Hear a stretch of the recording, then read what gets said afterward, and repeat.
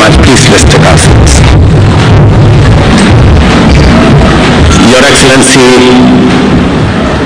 Yoweri Kaguta Museveni, President of Great Republic of Uganda, Your Excellency, our Chair of the East African Community, Salva Kiir Mayardit, President of South Sudan, Your Excellency, my elder sister Samia Suluhu Hassan, President of the United Republic of Tanzania, Your Excellency, Lieutenant General Davis Ndirabusha, the Prime Minister of the Republic of Burundi, Your Excellency Jakaya Kikwete, former President of the United Republic of Tanzania, Your Excellency Baba Olusegun Obasanjo, former President of the Republic of Nigeria, Your Excellency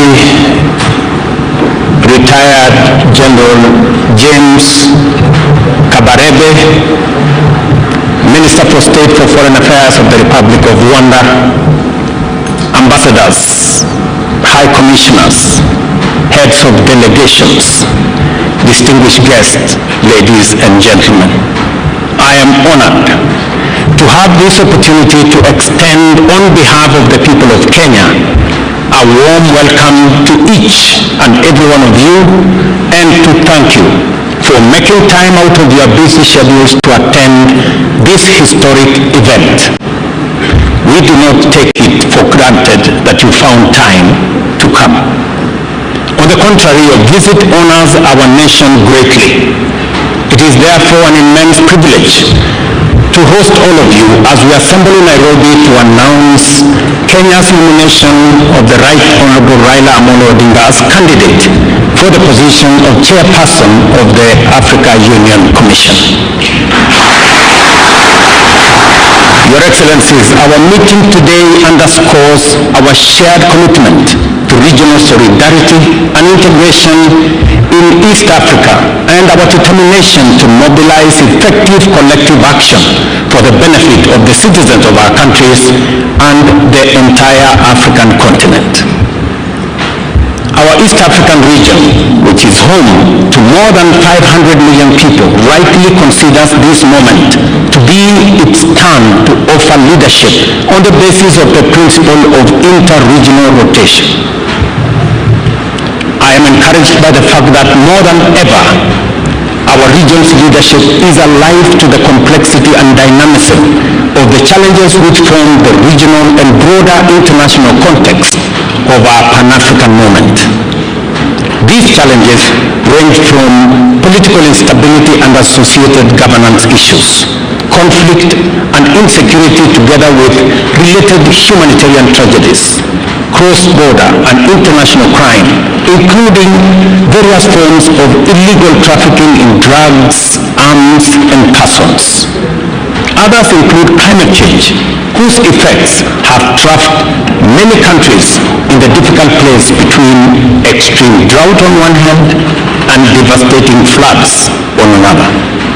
Equally encouraging is our firm shared understanding that this context is incomplete if we do not pay attention to the global implications of an African continent that is undeniably on the rise, powered by an unprecedented demographic dividend and equally incomparable endowment of natural resources, including critical minerals and renewable energy potential, which are vital for a future that is going to be underpinned by sustainable green growth. Our Pan-African moment, ladies and gentlemen, must be defined by the transformation of our collective capacity to solve our various crises and turn our potential into engines of sustainable growth and inclusive prosperity for present and future generations. In other words, the time has come for Africa to radically recalibrate its institutions to effectively facilitate growth and development across a broad range of spheres, thereby enlarging the field of possibilities of our nations and also our peoples. To seize this moment, we need an African Union that can coordinate, oversee, and drive important continental agenda in a manner that brings Agenda 2063 onto the fastest delivery track.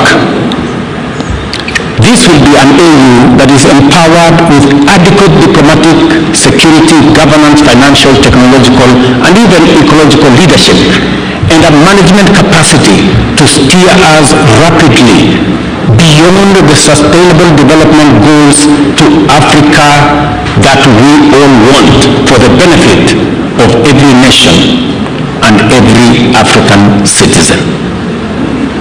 The feeling that Africa is ripe for this historic moment of radical transformation is shared by all our people and all our friends. Nothing stops us from moving into the necessary gear to claim our destiny, and this is why institutional reforms at the African Union are fundamentally essential. This understanding of the monumental possibilities before us and the urgency of our historic moment was underscored here in Nairobi when, at the close of the inaugural Africa Climate Summit, the continent's leaders announced a new transformative agenda under the Africa Leaders Nairobi Declaration on Climate Change and call to action. Among many significant pronouncements, the Nairobi Declaration emphasized the imperative of just, inclusive, equitable, and fair multilateral institutional architecture as a fundamental prerequisite for us to transform our immense potential into inclusive opportunities and sustainable prosperity for all of us. Fellow African leaders agreed at the summit that this would be by enabling our continent to industrialize for the world while also decarbonizing it using our abundant human, mineral, energy, and natural resources.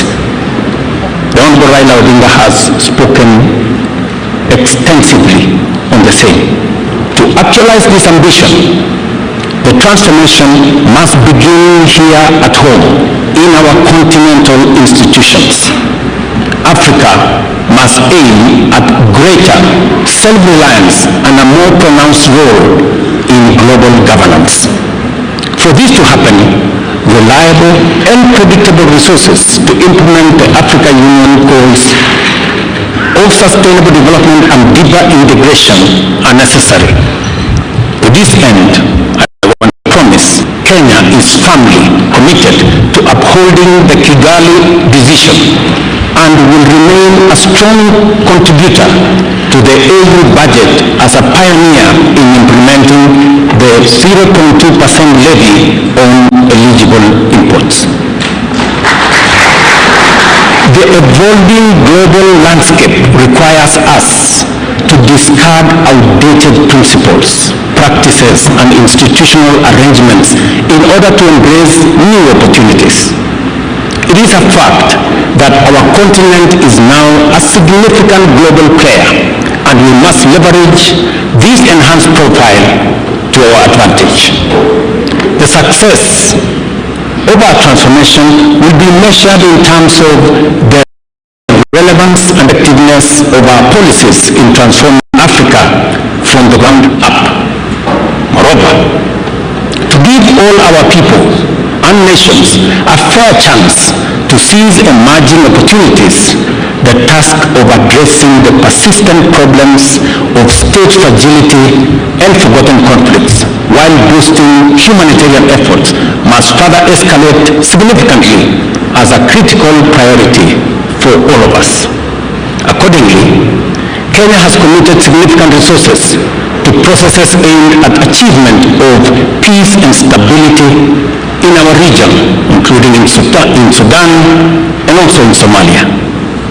The complicated challenges arising from the prevailing geopolitical environment, including the impacts of war in Middle East and Eastern Europe, and the growing threats to cybersecurity at a time when humanity is increasingly reliant on technology and connectivity, which have intensified the dynamism and complexity of the operating environment of our institutions and require a flexible approach to technology and security. These are interventions that require leadership. Our commitment to strengthening multilateralism from regional to global levels remains steadfast. Kenya has already stepped up to enhance its contribution to Africa's development by championing institutional reform at the Africa Union. We believe that offering a highly qualified, experienced, and competent candidate to lead the Africa Union Commission is perfectly consistent with our commitment to the transformation of our continent through our institution of Pan-African unity.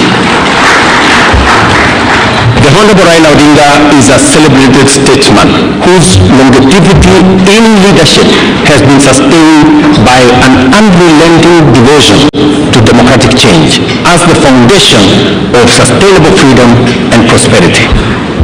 Kenya has benefited from progress both on the broad stage of national governance as well as the evolution of specific sectors that are attributable to reforms championed by the patriotic league of indomitable visionaries, among them the Honorable Raila Odinga.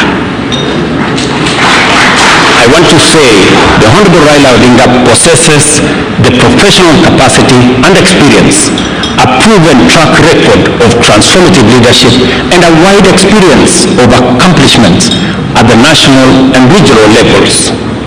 Furthermore, the Honorable Raila Odinga enjoys a sterling reputation as a zealous Pan-African who has consistently demonstrated a strong faith in Africa's possibilities and exemplary commitment to the cause of laying a robust foundation for Africa's transformation in our time.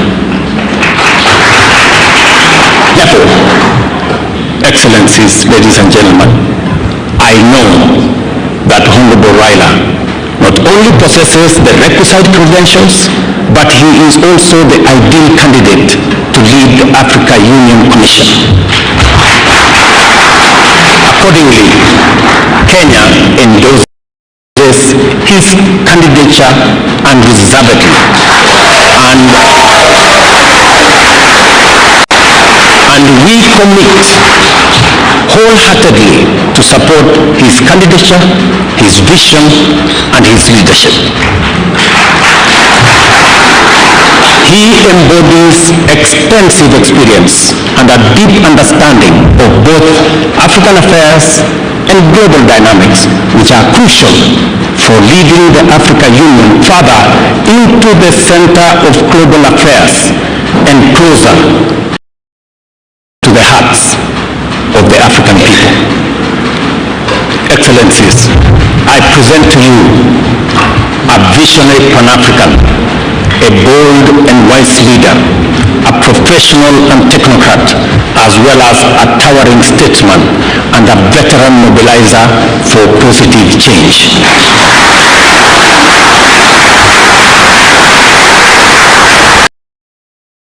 I am confident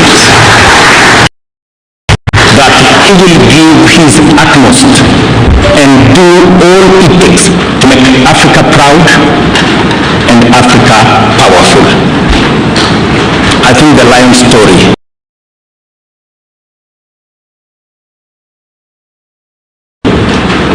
is apt. To assist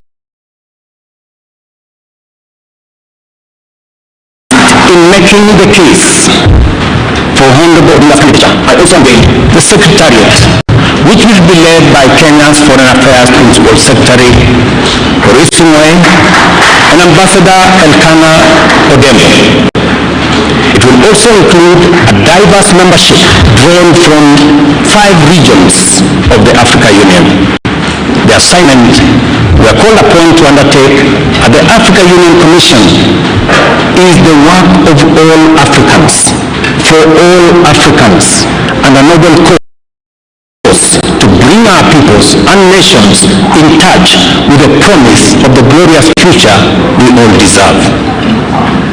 A new chapter in our common journey has begun. We shall travel on this road to freedom and democracy, stability and security, peace and prosperity with all our people, all our leaders, governments, and with all our partners throughout the world. I'm happy that